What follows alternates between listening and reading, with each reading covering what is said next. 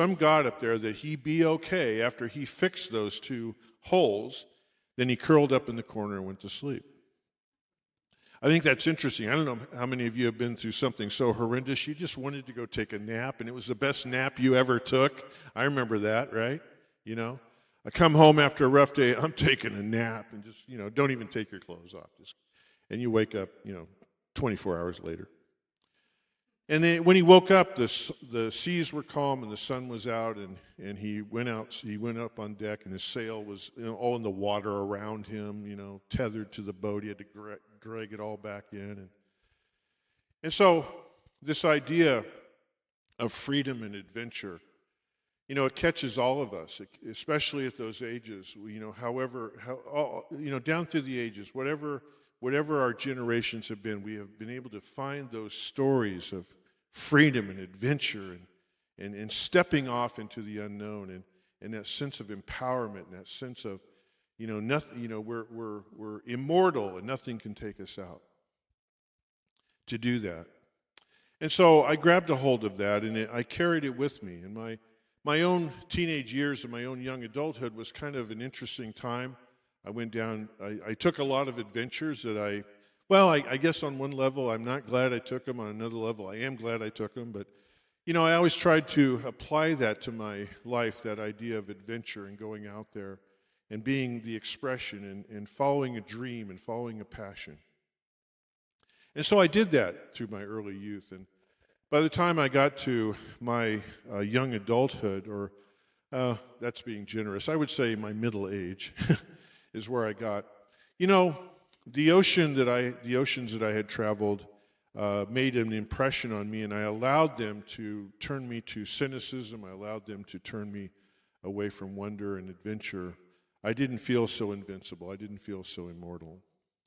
But then, we have to remember that on 2 occasions he lost his mast. He had to jury-rig sails together to get to the nearest island so he could repair his boat. And he had to use 3 different boats. 3 boats that all carried the same name, by the way, but I want to get to that in a moment.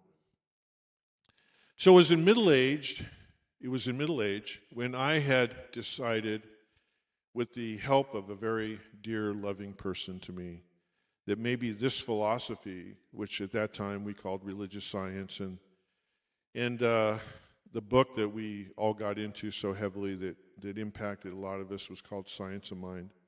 And I got into that, and suddenly I had that adventure and that freedom rekindled. It's really interesting because if we study any religion or spiritual philosophy, basically the foundations of it are all about the idea of stepping into the unknown, into a larger expression. Every single one of them. Our founder, Ernest Holmes, found the most inspiration, and he talks about this in his writings. The greatest inspiration were the poets, because the poets were able to turn this life of ours into a metaphorical idea, which was basically a larger expression of the truth. He argued that the poetry we find is actually the greater truth than the physical truth. Greater than anything else that we can express. It comes back in to influence our lives. So New Thought's definition of freedom and of adventure is this. Freedom is a quality of being without bondage or restraint in consciousness. Freedom is a quality of being without bondage and restraint in consciousness, regardless of our circumstances. Do you think Stephen Hawking knew what freedom and adventure were? Yes. Was there a physical bondage? Yes. Was there a bondage in consciousness? No. Within a 24-foot boat was a physical limitation, but what the Pacific and Atlantic Oceans gave was a consciousness of freedom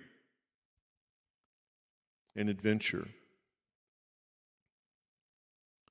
Freedom is a quality of being without bondage and restraining consciousness, regulating one's life according to infinite principle, not according to what anyone else may think, abiding rather in that higher consciousness.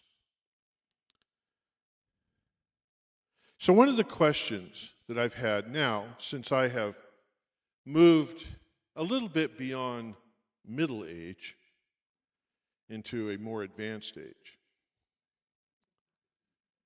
and I hang out with folks who are in the same demographic, is there still a place for us within Robin's sailboat? Living in the material expression of wherever we find ourselves in life, parenting, single parenting, grandparenting, employment, seeking or challenges, retirement, aging, caregiving, a milestone birthday, what seems to be limitations of options, psychological, physiological, and biological rumblings from within, a new mortgage, an old mortgage, the sunsetting of a dream, a breathtaking anniversary. Is there still room in Robin's boat for us? Right, that's the answer.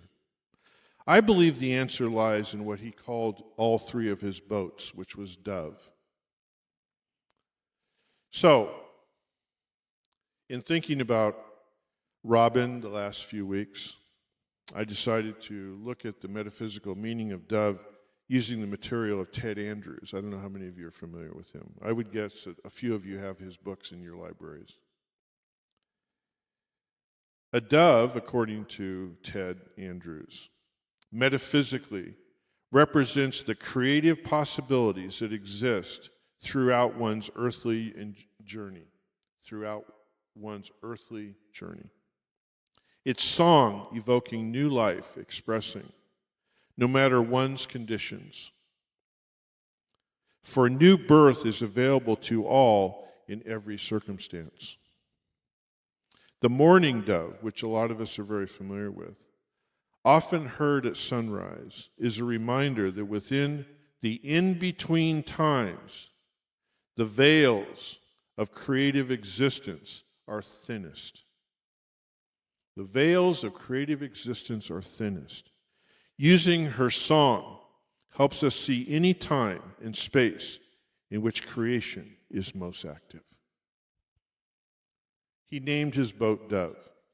Now, I don't know if a 16-year-old was plugged into that, but I don't believe in accidents. I believe in synchronicities. I was reminded this morning by Reverend Michael. My thoughts have been on a gentleman by the name of Tom Costa. I'm right with that, right? Tom Costa. Tom Costa was a minister who founded the Palm Springs Church of Religious Science Center for Spiritual Living. Tom Costa was referred to as Dr. Love. And he was a little guy, and I loved his partner. He and his partner were the same size. I love that. They would walk around together, a couple of dapper gentlemen. And when I became a minister, I would hear his name evoked, his writings. I heard it in the teachings. Almost every older minister had contact with him. And he was seen as such a light of love in our teaching, absolute light of love and possibility and potential and adventure and freedom. And so I think I may have seen a picture of him. And then one year at Asilomar, I was a brand new minister. And so when you're a brand new minister, when we had these huge conferences down in Monterey at Asilomar, they would throw a few crumbs to new ministers, like, welcome, we'll welcome you into the affiliation a little bit, So anyway, I went to Asilomar and I was approached by someone who was running it and said, Dr. Tom is speaking at the chapel one night and we want you to introduce him. It's like, oh my God, it was just so cool, in terms of new thought, that'd be like introducing Frank Sinatra or something, or you know, or Freddie Mercury or whoever you're into, right? Okay, or Crosby, Stills and Nash or whatever. And so I was just so excited, and so I was so nervous, and he was going to get a huge crowd. The chapel at Asilomar is a good-sized building, but it's not the biggest building, but it was going to be packed for him. And so I went into this back room. I was supposed to be back there until the whole thing started, and my job was to come out and do the invocation, and then welcome him and present him to the crowd. And so I'm back there, and I'm nervous. So he walked in. He introduced himself, came over, shook my hand. You know, I'm Dr. Love, he said. I said, yeah, I know, I've heard about you, you know. And immediately he started asking me about my background and stuff, and he just wanted to know everything about me. I was beginning the adventure of ministry at that time.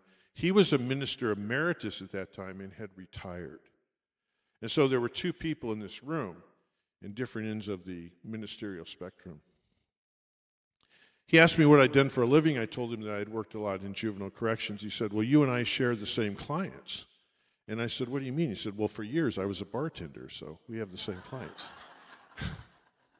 I like that.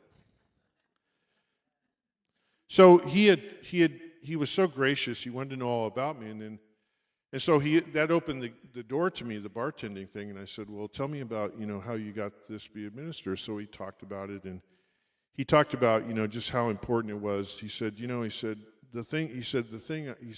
that the thing that religion has lost is just bring it down to love. It's just love. And it's the adventure of love. And love opens the doors for everything, and love connects everybody. And I don't care who and what you are, we just have to come down to love. So I was like, okay, I get it. That's why they call you Dr. Love, right? So I asked him, I said, well, what's it been like to retire? And he said, well, I really didn't want to retire, but he said, I had a diagnosis of cancer. And there was this wonderful practitioner minister that had been brought up in that center, and he knew that it was going to be great for them, and he wanted to kind of school them in and get them going, and so that he could move on and do what he had to do. And he said that he was embarking on oncology treatment. And I said, I know that he talked about going in weekly for the transfusions and injections and whatever. And I said, you know, I understand that can be kind of rough. He said, the way I look at it is it's my next ministry. I said, what are you talking about? He said, when I found out I was going to go in there, he said, I figured out there's going to be a lot of people in there who are going to be feeling really bad and really down. And so I want to go in there, and I want to be a light, and I want to get to know all of them, and I want to build a community in there, and the nurses and the oncologists and the patients. And I said, did you do that? He said, what do you think? You know? And so I never forgot how gracious he was to me, how open he was to me, how loving he was to me, and I never forgot that idea that here was someone who was considered one of the trophy ministers of the entire movement, built one of the most beautiful, amazing centers in the whole movement, and how he stepped into his next adventure. That list I just gave us, imagine if we can enter into that as our next adventure. My wife, Judy, was very close to her mom and is still very close to her mom. And when her mom was preparing to make her transition, she and her mom had a very, very, very close relationship, a relationship that I love to sit in the presence of because it taught me so much how to have a truly loving relationship. And so her mom had a cancer diagnosis, and while she was preparing to make her transition, she said to Judy one day, she said, tell me about where I'm going.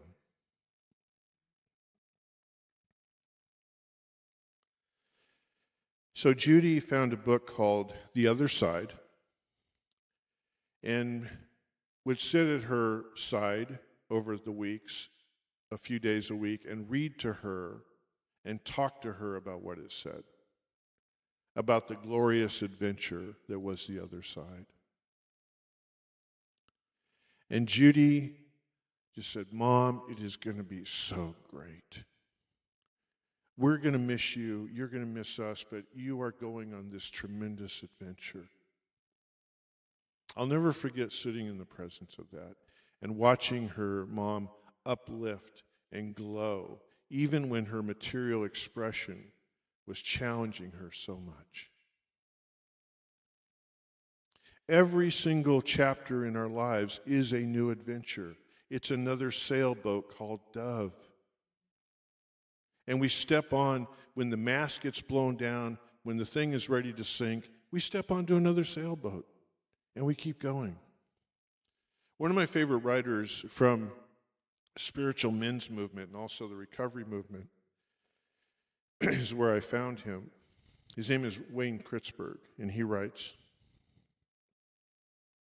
challenge and play are creative acts, not so different from each other. When we feel a new sense of adventure, when we plug in and exercise freedom, inviting the power of our inner spirit to guide and nurture that new adventure, no matter what it is. I love that.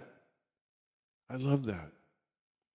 And right now, for all of us in our personal lives, in our collective lives, we are being called to step onto new sailboats. We're being called to turn whatever this is into an adventure because it's simply a frame of mind.